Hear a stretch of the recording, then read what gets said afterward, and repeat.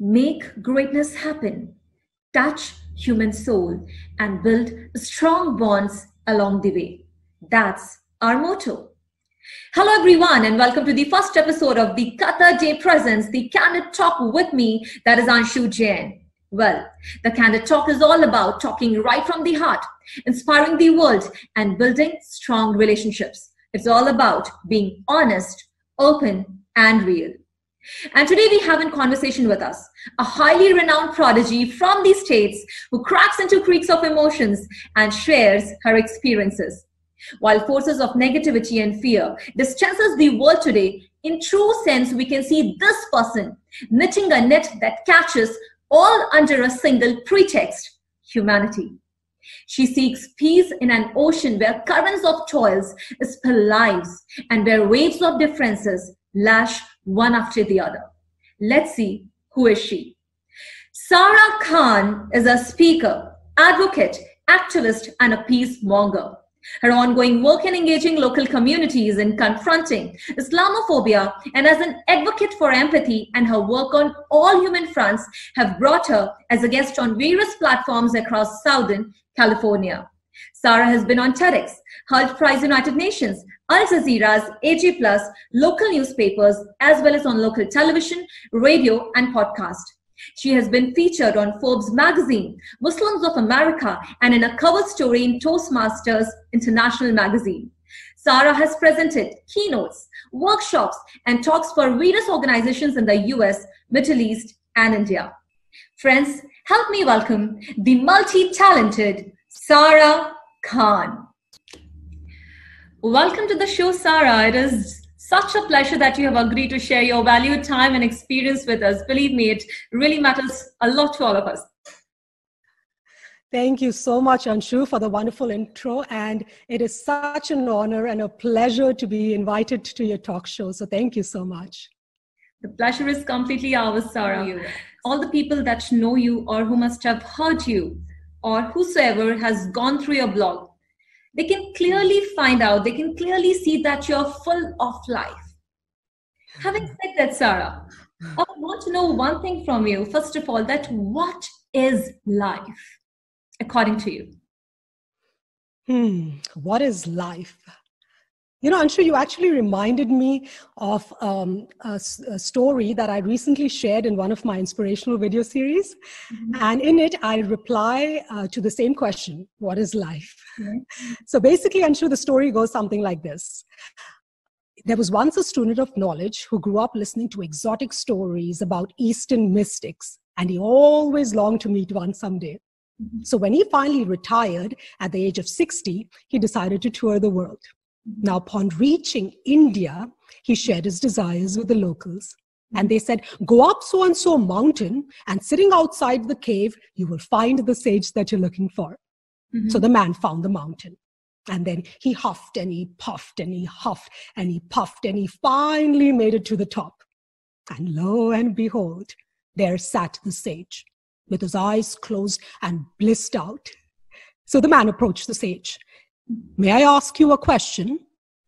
The sage replied, by all means. So the man asked, what is life? So the sage replied, life is like the fragrance of a jasmine upon the gentle spring breeze. The fragrance of a jasmine? The man protested. But my teacher taught me that life is like a thorn. Once it gets into you, if you stand, it hurts. If you sit, it hurts. If you lie down, it hurts. Mm-hmm. The sage smiled wisely and said, well, that's his life. So you see, Anshu, life is just a natural unfolding of reality. And our job is to learn to interact with it in a wholesome and a harmonious way. Now, hardships and adversities, they're all part of life, isn't it? They're all an inevitable part of life. But whether we perceive obstacles as stumbling blocks or as stepping stones, that's what determines our reality. Now, Anshu, if we experience them as thorns, then we are bound to suffer from every prick, right? But if we perceive them as the fragrance, and inhale deeply to expand our hearts, then Anshu, we not only grow in compassion and connection and resilience and courage, but we are also able to respond empathetically to the suffering of others. So life, Anshu, is just how we perceive and experience our reality. Very true. It's all about the way we take it. The definitions can be different to different people. Like you rightly said, Sarah, the obstacles, the setbacks, the challenges that come our way, that is not in our hand. That are all destiny. That is all destination, right? But our reaction, the way we reward, the way we respond, that completely depends on us. And absolutely, that's a man is the creator of his own future, because our reaction to all those things will determine our personality and how our life is going to be in the future. And it's about the way we take it. Wonderful, Sarah. Sarah. Thank you, Anshu. You're absolutely right. Well, I mean, I'm getting the lessons from you. Sarah, we know that we are going through extremely challenging times. Right. And today we each mask our faces from being physically infected. The point is, since eras, we humans have masked ourselves to not get our mate and relations infected. No one in the original form. I would want to know, Sarah, how important it is to you to being unapologetically authentic. Anshu, I couldn't agree more when you say that it is a terrible disguise, In fact, Anshu, when you mentioned being unapologetically authentic, I'm actually reminded of one of your inspiring posts, in which you say something like, be yourself and let people see the imperfect, the quirky, beautiful, and magical person that you are. So, Anshu, even though we are all perfectly imperfect, we are so uncomfortable embracing our humanness, isn't it? So being unapologetically authentic means unmasking ourselves and letting go of who we think we're supposed to be and embracing who we truly are, which is beautifully unique souls with scars that tell the stories of our lives. And, Anshu, like humility, authenticity, just like humility or like gratitude, it's not an attitude. It is a daily practice. Every single day, we have a choice whether we want to liberate our authentic self or whether we want to hide behind a mask. And the only way, Anshu, we will have the courage to show up unapologetically authentic is if our self-worth is not dependent on the acceptance, the appreciation, and the approval of others. And, Anshu, the beauty of authenticity is that when we live authentically, then we give others the permission and the courage to do the same. So being true to ourselves, and being real with others is not only essential for connection, but also for compassion. True. Indeed, Sarah, unless and until we are real to ourselves, we are the best version of ourselves, or maybe our actions or words are congruent with our beliefs or values. Until that happens, absolutely, we will not be able to realize the state in which others are in. We can only love others if we love ourselves truly. Absolutely. And it has to be genuine, completely genuine. It is all about being ourselves in the sense that we are not the imitation of what other thinks that we should be or what we believe that we should be. You have to actually what you are in every truth. Right. Absolutely. Sarah, having said that, we know that it is extremely important to be authentic, for we have heard this multiple times, have read this, and we believe in this as well. But there is one factor which really impacts our decision. we often see that people, they make a judgment, and based on that, they form an opinion. I would want to know, on what scale should one measure the importance and effect of others' opinion on their lives? And do you get impacted by it, Sarah? And again, on what extent should free will matter to us? That's a great question, Anshu. Anshu, I feel like in order to measure the importance of others' opinions, first we need to consider where those opinions are coming from. Now, like my Indian philosophy teacher would say that others' opinions tell you more about them than about you. Right. Because people's opinions, they come from their sanskar, their personality, their nature, and all of that has been molded by their conditioning, by their upbringing, their environment, their belief systems, and their experiences. So all of that, Anshu, makes up the lens through which they perceive us, right? So not that it is inaccurate, it's just that it's not 100% accurate. Now, as far as whether others' opinions impact and influence us or impact and influence me, I'd say yes, but to what extent, that depends on our level of self-esteem. For example, Anshu, if I have a healthy reservoir of self-worth, and if, myself or we are aware of both our virtues and our weaknesses, then we are able to see ourselves objectively, right? And we are able to value ourselves realistically. And then when someone shares their opinions about us, or tells us, what we should or shouldn't do, or how we should or shouldn't live, then we can listen to them without getting offended or without getting defensive. And we can apply what fits and, disregard what doesn't. Now, as far as free will goes, Anshu, I believe that it is extremely important. And free will could mean anything from having the choice to accept others' opinions, only if helpful, to the freedom to live our lives on our own accord. Great. That's absolutely correct, Sarah. The first and foremost thing that we need to realize and understand is, where is it coming from? And we normally say, they say that I don't care, I don't mind. Well, that is not the truth. We do care. We must. But to what an extent, that depends on us.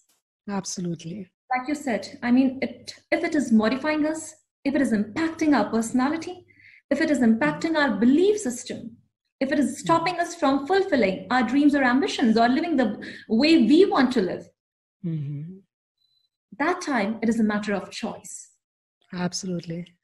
Certainly we need to have, all of us have to, have that mission in life, which is much beyond and bigger than our fears, right? And that belief system coming from others shouldn't impact our belief system.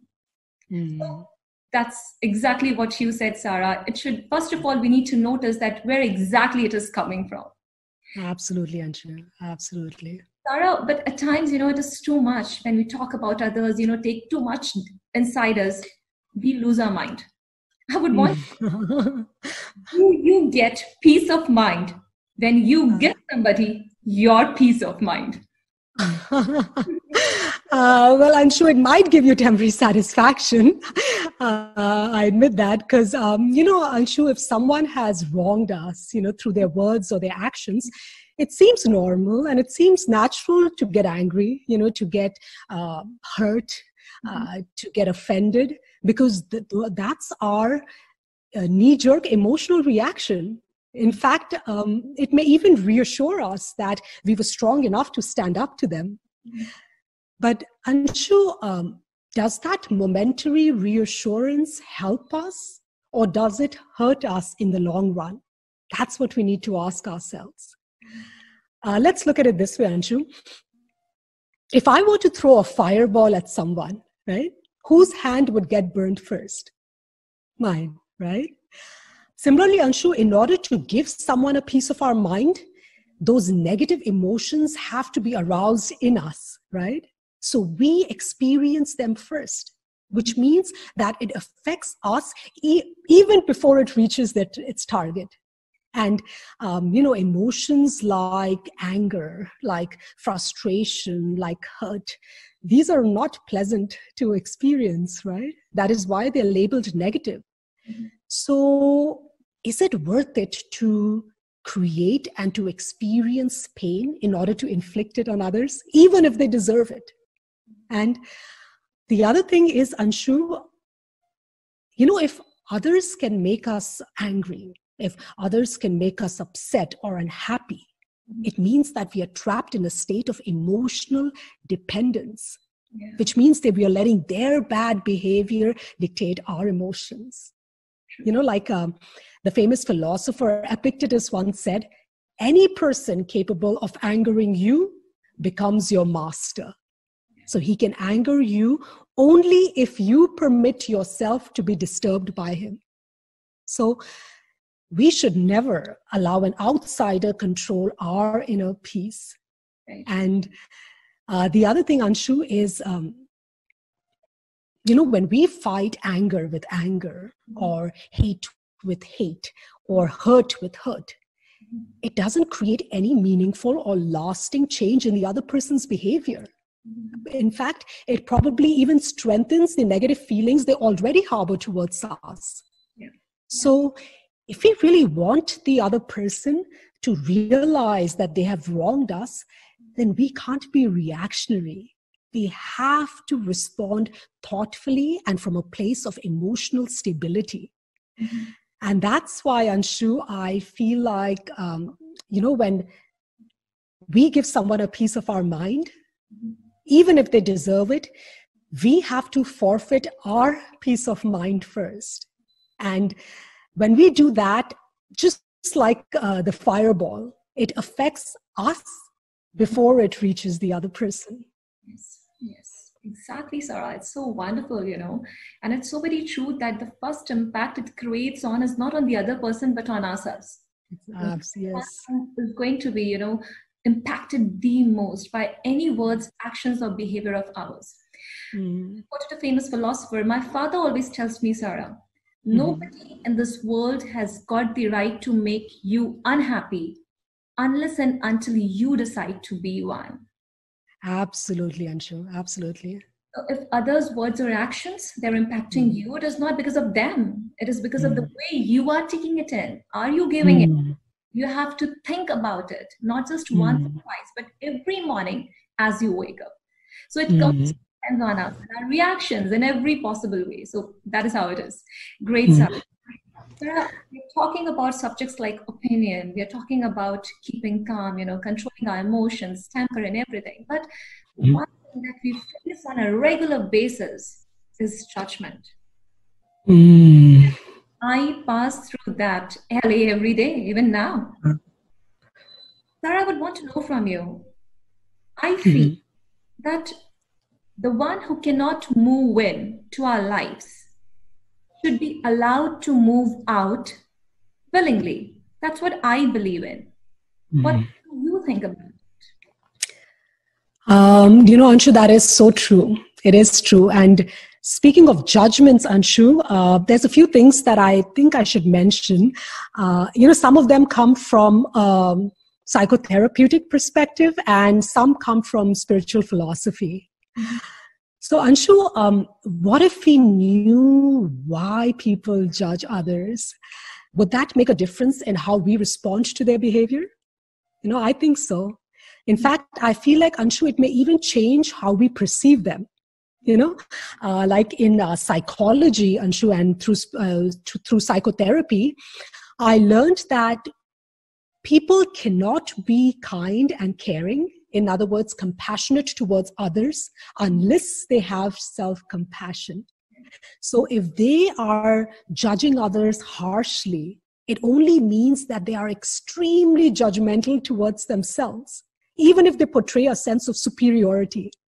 After all, superiority complex in itself masks feelings of inferiority. So Anshu, such people suffer from, really struggle from low self-esteem. Mm-hmm. And the quickest way to boost your self-esteem is to put someone else down, right? Because that makes you feel better about yourself. So once we realize this, Anshu, I feel like we can't help but feel sad or feel bad for such people rather than be mad at them, right? And Anshu, as far as, whether people, moving in or moving out of our lives, people moving in or moving out, there's a motto that I try to live by. And it's not easy. It's been pretty hard. But throughout the years that I've practiced it, it's gotten a bit easier. And basically it goes something like this. Move your friends, keep your friends close, but bring your enemies closer and closer until they turn into friends. And, Anshu, I completely agree with you when you say that if they want to move out willingly, just let them move out.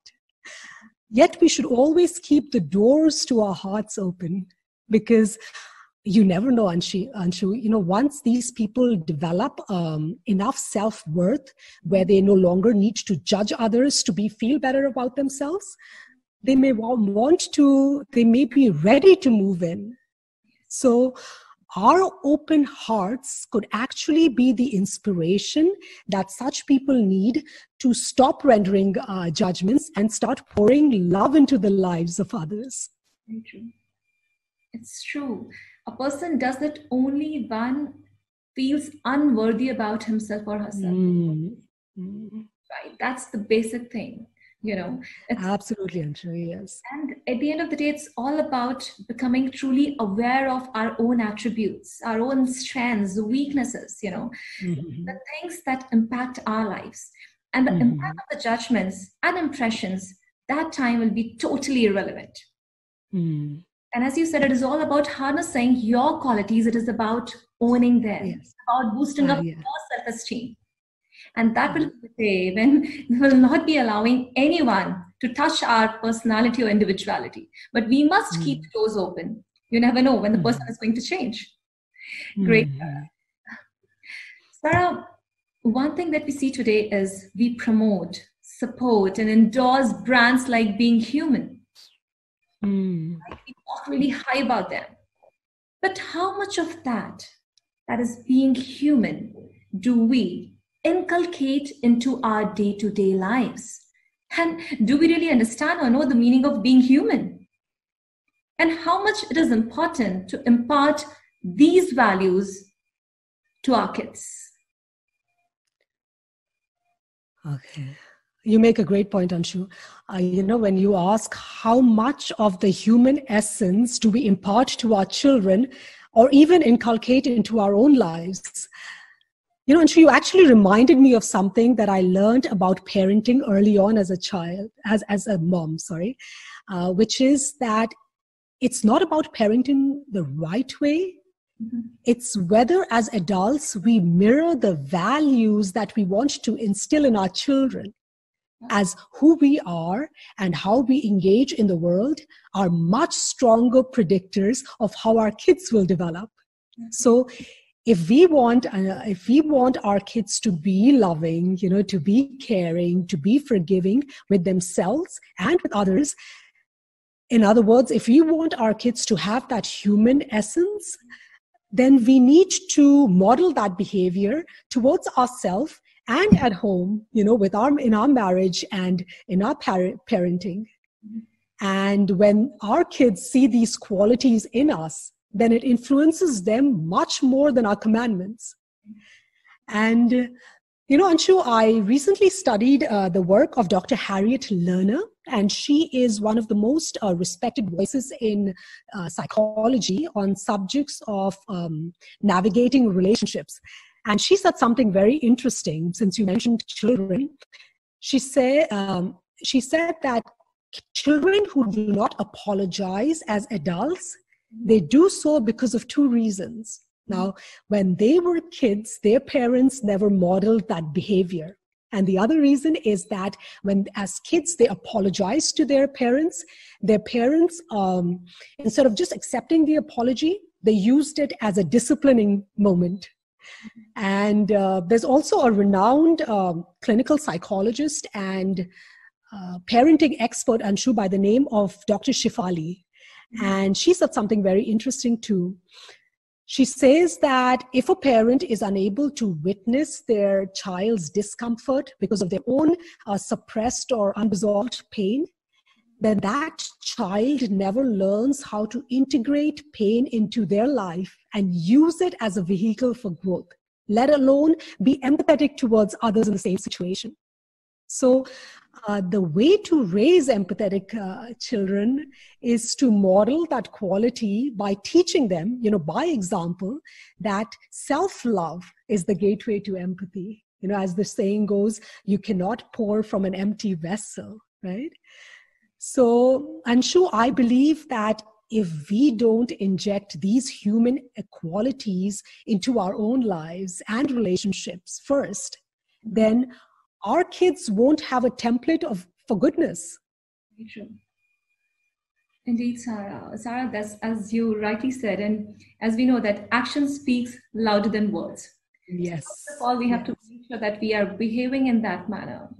If we want somebody else to behave the similar way with us, kids, friends, colleagues, relatives, or anyone else. And empathy is extremely important as it enables us to envision, understand, and see things from others' point of view and imagine their places. Like while we are generally pretty well attuned to our own feelings and emotions, getting into someone else's head can be a bit more difficult, right? But the ability to feel empathy allows people to walk a mile in others' shoe, so as to speak. That is something which enables us to understand the feelings of what others are going through, understand theirs. Great, Sarah. Sarah, freedom is what we have been wanting all through our life. And last time it was allowed to walk out free. And that time I fetched a boat at the beach and went to sail blissfully. It was just a thought, and I lived it. That's awesome. It reminds me of one thing, Sarah. You literally live your thoughts as an advocate, as a human activist, a professional speaker, an amazing cook, fashion designer. Oh God, the list will keep on going. It's really amazing. Multitasking, doing so many things all together. How do you just embark on a boat and sail away so swift? Do we require some high level of mental strength to do so? What is the mantra? Well, Anshu, first of all, thank you so much for the kind words and all of the generous compliments. And I want you to know that the admiration is mutual. And, Anshu, even though it may seem like smooth sailing from a distance, every voyage is a journey of discovery, filled with turbulence and unpredictable turns for the person at the helm. Now, as far as whether you need a higher level of mental strength, Anshu, to do all of that, my Sufi philosophy teacher would say that strength doesn't come from the mind, but from the heart. Wow. So, so Anshu, from my personal experience, I would say that you need a combination of passion and self-compassion. And, Anshu, when we're really passionate about something, and I'm sure you can relate to that, Anshu, then you find the willpower to pursue it, right? And it's not easy. I mean, it requires a lot of hard work, a lot of patience, a lot of perseverance, and you encounter a lot of obstacles along the way. But if your core values include learning and personal growth, and then even obstacles and failures, they become opportunities to challenge yourself, to keep improving and to keep expanding your knowledge and skills, right? So, Anshu, since learning and growth are my core values, I feel like passion cannot be restricted to just one activity. So for me, passion is a way of life. Like in positive psychology, they say, Anshu, a passionate way of being. Yes. And, Anshu, I believe that if passion is the driver, then self-compassion must ride shotgun.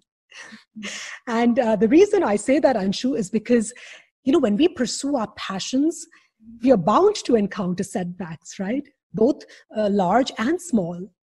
But when we treat ourselves kindly rather than critically, then we are more likely to believe that we can improve. We are more likely to correct our mistakes.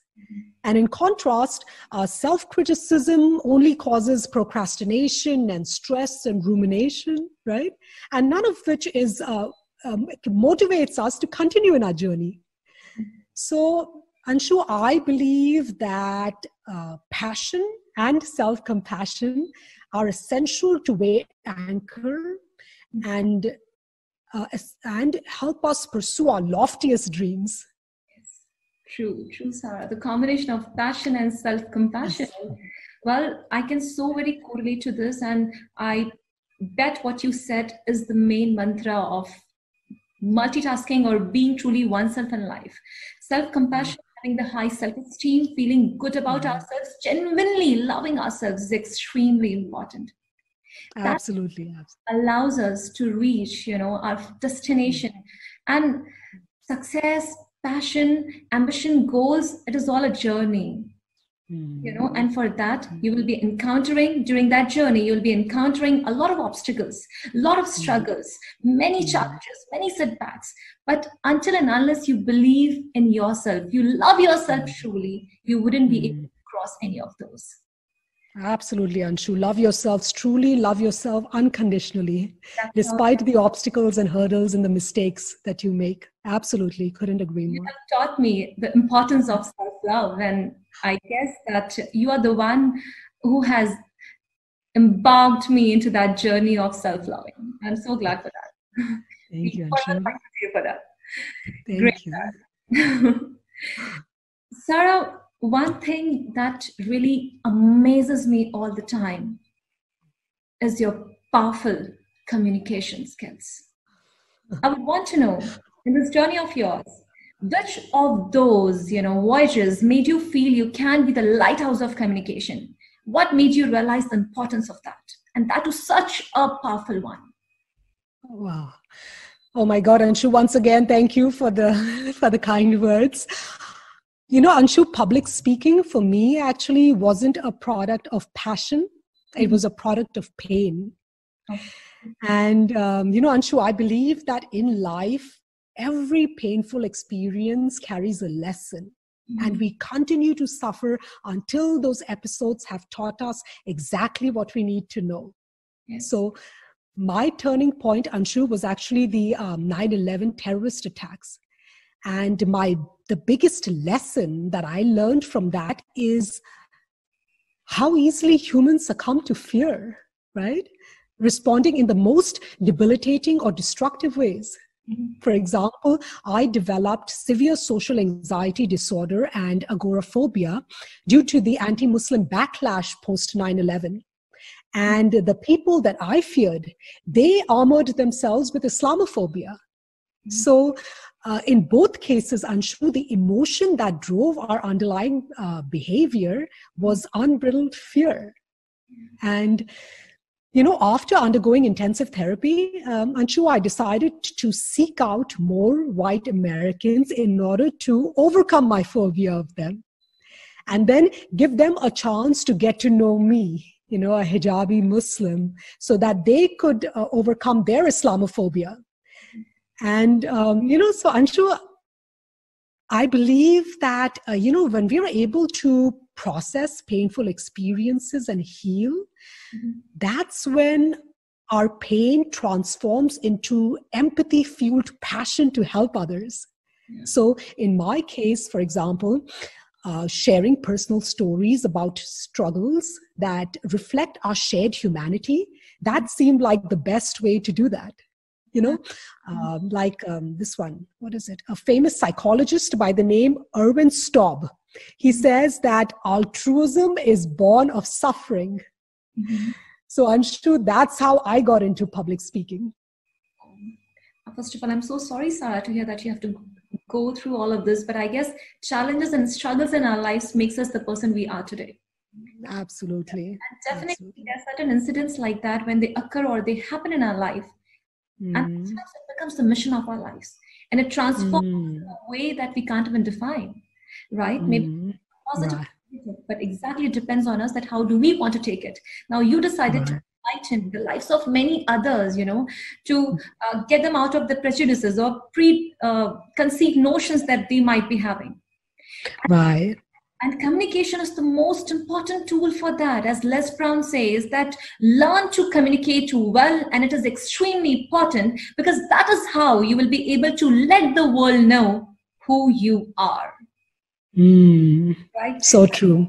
Again, it's a very famous quote that all of us might have used most of the times as public speaker, that no matter what job you have in life, your success will be determined 5% by your academic credentials, 15% by your professional experience, but 80% by your communication skills. Absolutely, Anshu. That's how so true. It's extremely important to communicate well, and you are one of the biggest inspirations for me. Thank you, Anshu. You're so sweet. Thank you. Sarah, we are talking about really in-depth topics and subjects right now. One of the most important factor, and what, I'm always very inquisitive about talking to you about the subject. I always wanted to know from you that what does that basically mean? Well, Sarah, I find peace in truth, equality, and selflessness. I would want to know, where do you find peace, Sarah? And this term peacemonger, what personal trait led you to adopt this particular thing in your life? Anshu, funny story. Anshu, ever since I was a young girl, I would create my own terms if I felt like English language did not have the perfect word to describe something. For example, my favorite color is called scarlet. And it is a deep shade of blood red. So basically, it is the color that an emotional wound would be after suffering ends and healing begins. So similarly, Anshu, peacemonger is actually a word that I coined. And it's someone who fiercely promotes peace by building bridges of understanding between communities to create social harmony through empathy. But empathy is only half the definition, since you can't practice empathy unless you cultivate self-love, right? As self-love is the gateway to empathy. So, Anshu, as a peacemonger, I find peace in these two guiding principles of the heart: self-love and empathy. And through these virtues, I practice and promote peace within and without. Yes, right. Empathy is the key to most of the emotions and feelings, Sarah. And as you rightly said, and along with that one factor that I strongly believe, one mantra that we have heard, but I really want to follow in my life, and I would appeal others to follow that: live and let others live. Absolutely. Absolutely. That's a great mantra. Yeah, exactly. And that's when I believe if we follow just this single mantra, our lives will become much less stressful without judging others, just letting them do what they are willing to, and we fulfilling our responsibilities with utmost honesty and sincerity. The day we're going to do that, the day we start self-loving, that is the day when we'll start loving others. And that's when we'll stop judging others, because that day we won't be judging ourselves too. Because we know what we are doing. We're doing it with utmost sincerity and complete honesty. Right? Absolutely. And that's a basic thing. Just because we like chocolate ice cream doesn't mean that everyone else should like it. Just upon understanding basic fact. You summed it very well, Anshu. You actually summed almost all of the things we just talked about today. So that's so true. That's so true. It is empathy is rooted in self-love. And when we have enough self-worth, we don't even need to feel the need to judge others. Okay. So right. That has all come from your discussion and your words. I mean, this is my understanding based on the discussion that we are having today. Great. Sarah, well, there is one subject in the innermost chamber of my heart. And I can assure you that it's something that it will be close to you as well equally. I have gone through it personally, and I have seen the results and the impact. Sarah, we know that loneliness and depression can do to the most cheerful souls around us. How, according to you, can one strike a balance between the world outside and the world within? And how can we create a balance between how we feel inside versus how we project ourselves outside? You know, you are absolutely right, Anshu. This subject is painfully close to my heart. Not only because, Anshu, I have run a support system in person and online where we navigate through difficult emotions and relationship challenges. But Anshu, as you may already know, I myself have gone through my own share of psychological challenges, everything from severe anxiety to chronic depression. So from my personal experience, Anshu, and from those shared by countless others whom I've supported, I can say this with utmost certainty, that when we expect the world outside to be a certain way, and when people and situations do not meet our expectations, or when they become unfair or unbearable, then it disrupts our world inside, often leaving us shattered. So balance, Anshu, can only be achieved by accepting a reality that feels unacceptable. Now, it doesn't mean that we're okay with what we're accepting, or it doesn't mean that we are giving up or giving in, because we won't really be okay in that sense with what we're accepting, because something inside of us is not going to start liking or wanting it, right? So it only means that right now, in this moment, we are just willing to accept people and situations the way they are. And, Anshu, it reminded me of something actually. When I experienced major hair loss due to chronic depression, I kept resisting the reality of the situation by saying, this cannot be happening to me. And Anshu, the more I resisted, the more depressed I got. And the more depressed I got, the more hair I lost. Until finally I had to accept that right now, this is my reality. So acceptance takes courage. It requires us to have the strength to face the truth rather than keep denying it. And once we accept it, Anshu, then we become free to think clearly and, become free to plan proactively to change the situation. And if we cannot change the situation, like if it cannot be changed, then changing how we relate to it. But in either case, Anshu, the most important thing is to realize that while we may not be able to change, or while we not be able to control the outer world, we have full control of our inner world. And if we can maintain our inner emotional and mental peace despite outside turmoil, then it becomes easier to start accepting people and situations the way they are.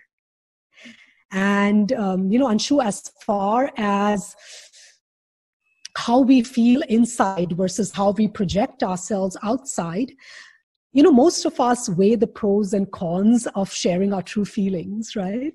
We usually curate what we present to the world so it reflects our best. But this can become really problematic, Anshu, when it becomes a habitual pattern, at the expense of our true feelings. For example, while depression is usually associated with sadness or, with despair and lethargy, Anshu, there is a form of depression called smiling depression, which occurs when we mask our emotional pain by appearing happy or content or busy on the outside. So when there's an emotional imbalance, then either we get too attached to our feelings and they become all consuming, as in the case of depression, or we start suppressing our feelings, as in the case of smiling depression. So balance occurs when we allow ourselves to feel, without being stifled or overwhelmed by our emotions. And that can only happen when we accept our feelings without judgment. Like, that poet Robert Frost says, the best way out is always through. And finally, Anshu, as you mentioned, we've seen, that what loneliness and depression can do to people. Now, you and I may already know this, but for the benefit of your audience, Anshu, what can we do when we know such people? What can we do to help them, right? So the first thing would be let them know that they're not alone, that we're always available to listen without offering solutions. We need to let them know that they're important to us. After all, it's comforting to feel loved and wanted, right? And then acknowledging that we realize how hard it is for them without, saying something like, I know exactly what you're going through because I've been there. Because Anshu, the truth is that we haven't, we haven't lived their life. So even though we might have had depression and we can empathize with them and we can feel with them, we can't exactly put ourselves in their shoes because pain is so personal. True, Sarah.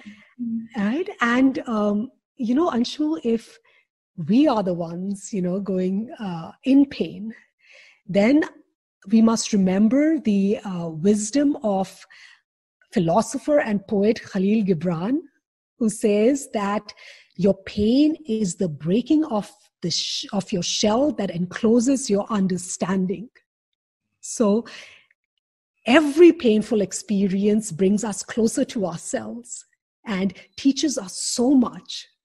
For example, we learn how our mind creates thoughts in response to stimuli, right? Whether it be people or situations. Then we learn how those thoughts manifest into feelings, how those feelings develop our attitude, how they become our habits, then how our habits put together becomes our personality, and how that influences the way we experience our reality.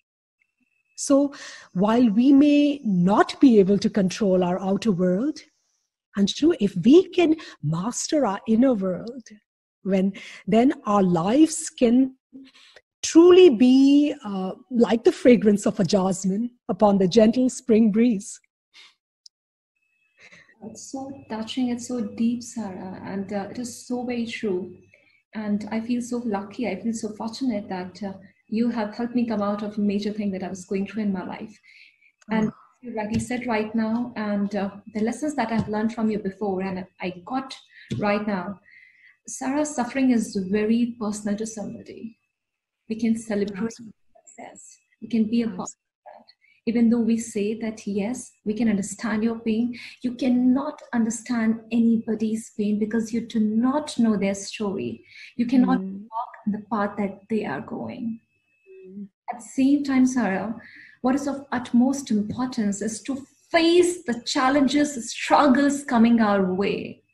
If we resist, if we try to move away, we will never be able to resolve the problem, because the day we are ready to face it, that is the only day we'll learn to accept.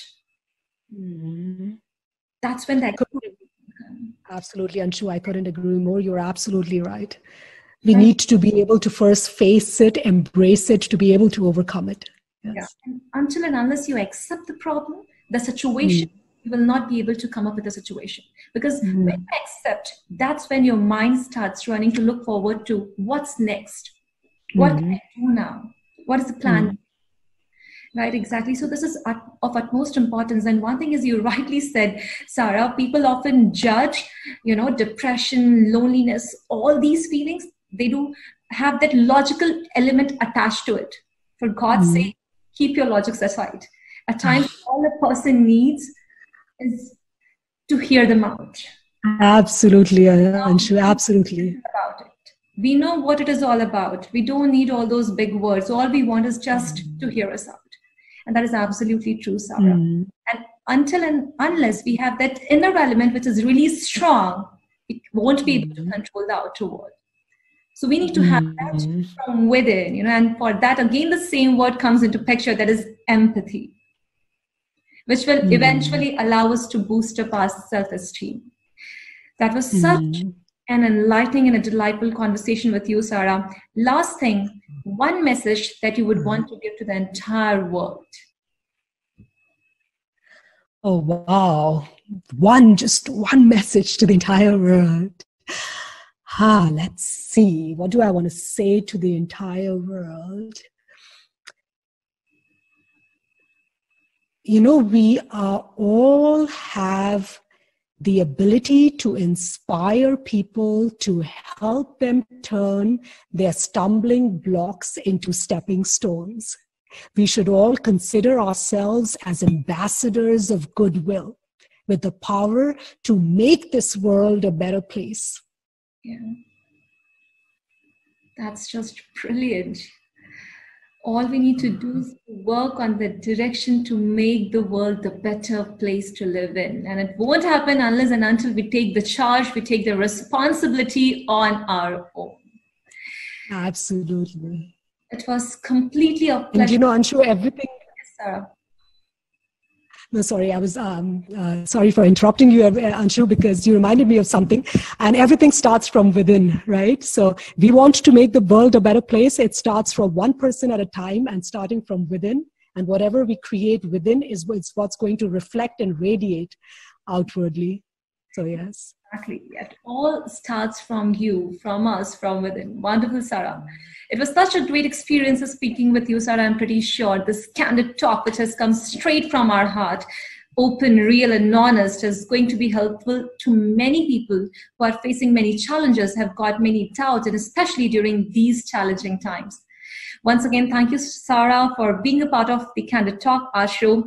And it is such an honor because it is the first episode of the Candid Talk presented by Qatar. Thank you, Sarah. Thanks. So friends, I was in conversation with the multi-talented Sarah Khan. I would like to request you all to live and let others live. Love yourself. Be happy with what you have and be excited about what you have. Live your life to the fullest because we get it just once. And please have faith, belief, and confidence in yourselves. And believe me, everything is going to be all right. Well, if you like this video, please follow us on Instagram, Facebook, and Twitter. That is Qatar Day. Follow Qatar Day on Facebook, Instagram, and Twitter, and follow me, that is Anshu Jain, on Instagram and Facebook. Friends, this is Anshu Jain, your host for the Candid Talk presented to you by Qatar Day. Signing off for now with the promise that I'll be back soon with another interesting segment. Until then, be happy, stay safe. Thank you.